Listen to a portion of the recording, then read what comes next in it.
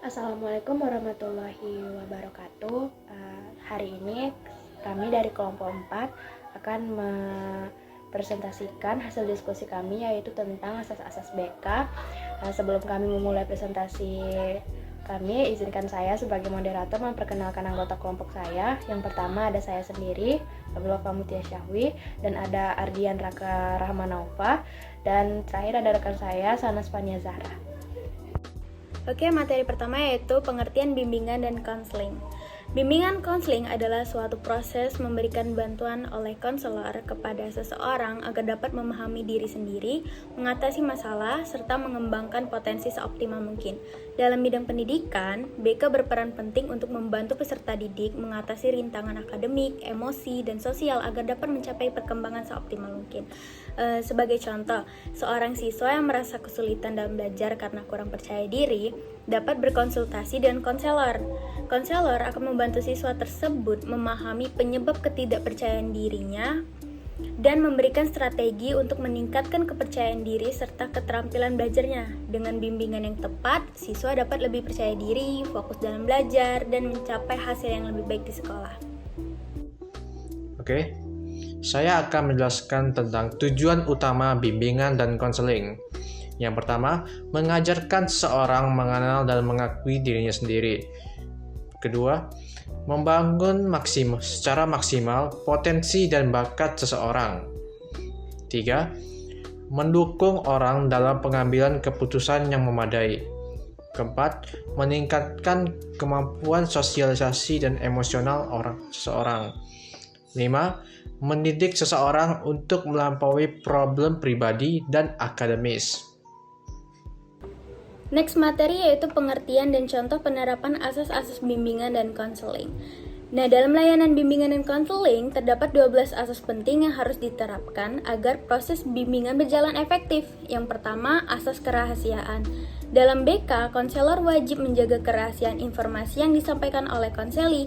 Hal ini penting agar konseli merasa aman dan nyaman untuk berbicara tanpa takut informasi pribadinya tersebar. Contohnya, seperti jika seseorang siswa menceritakan masalah keluarga atau masalah pribadinya kepada konselor, maka konselor harus menjaga informasi tersebut dan tidak memberitahukannya kepada orang lain kecuali dalam kondisi darurat yang membahayakan keselamatan siswa tersebut.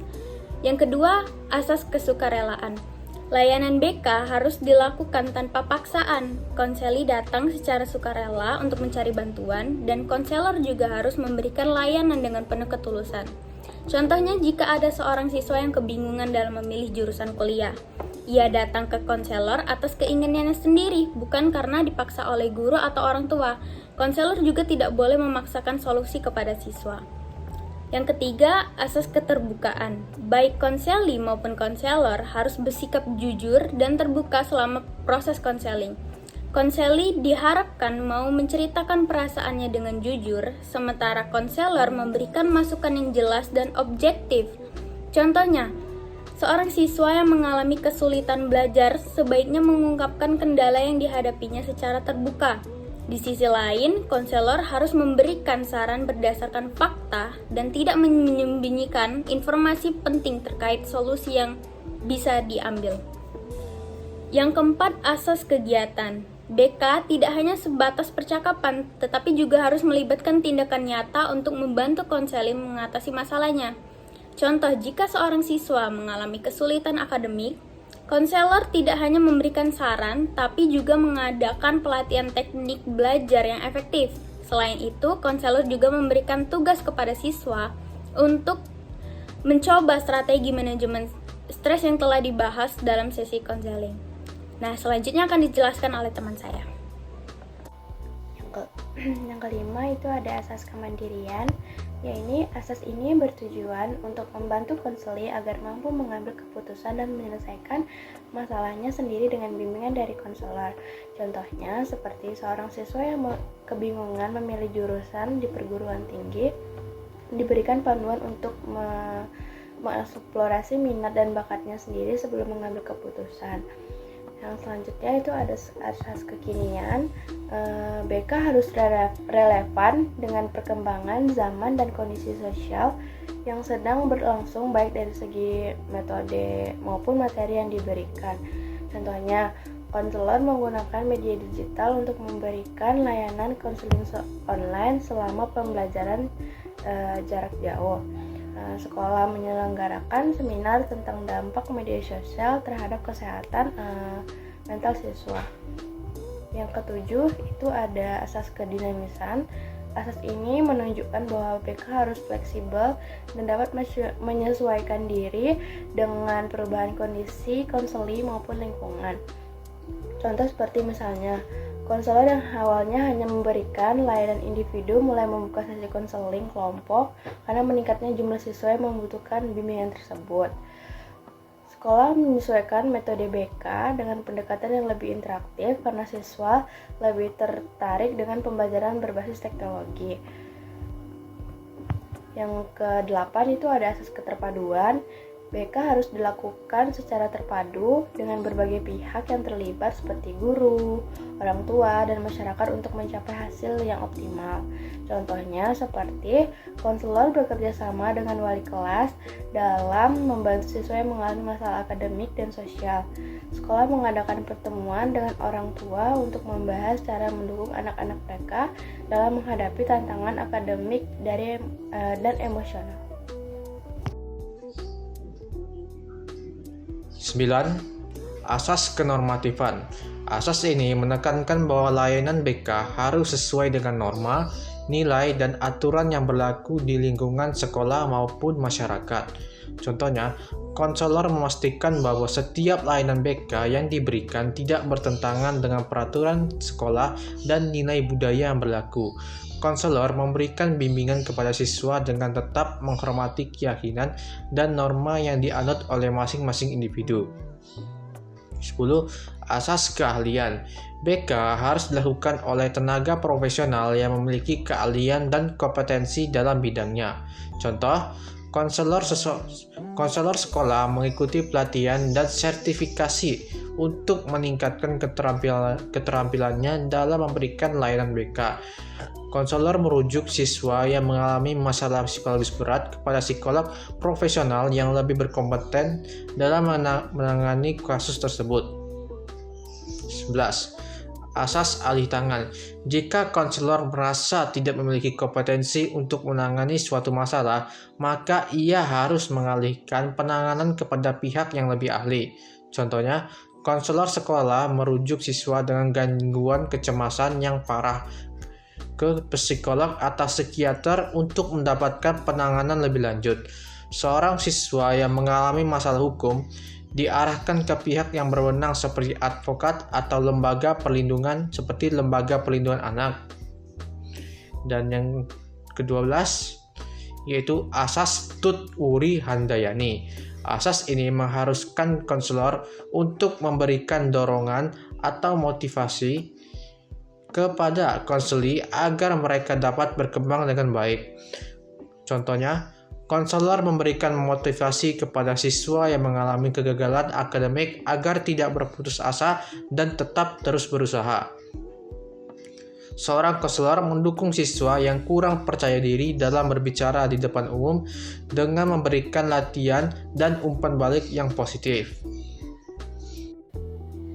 Berbicara tentang tantangan dalam bimbingan dan konseling, yang pertama itu ada kurangnya kesadaran dan pemahaman tentang BK. Contohnya itu banyak siswa, orang tua, dan guru belum memahami bahwa BK bukan hanya untuk siswa bermasalah, tetapi juga untuk membantu perkembangan akademik, sosial, dan karir. Akibatnya layanan ini kurang dimanfaatkan secara optimal. Jadi di sini itu dapat kita simpulkan, iya BK itu memang untuk sesuatu yang bermasalah, tapi masalah di sini itu seperti masalah yang merujuk ke arah yang positif. Yang kedua, ada stigma terhadap konseling. Konseling sering dikaitkan dengan masalah psikologis yang serius, sehingga banyak individu enggan mencari bantuan karena takut dicap negatif.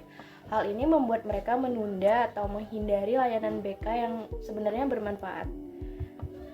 Yang ketiga, itu ada jumlah konselor yang terbatas. Konselor yang tersedia seringkali tidak sebanding dengan jumlah siswa atau klien yang membutuhkan bantuan.